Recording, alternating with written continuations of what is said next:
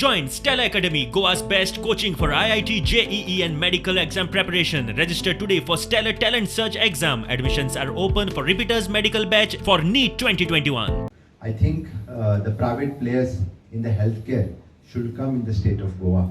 Definitely when there is an investment from the private sector, it is always good that we are welcoming this type of investment. So jointly the government and the private sector can do better for the people of the Goa.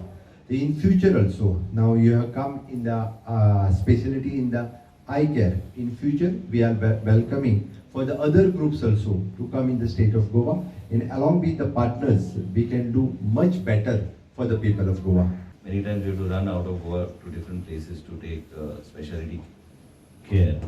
And many times it's not affordable for people. Sometimes the accommodation part also, people hesitate to go out of the state of Goa because they don't have somebody there to take care of it.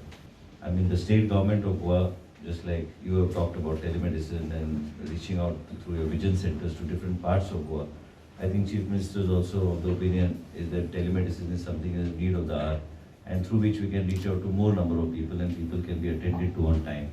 The concept that you people are having in mind.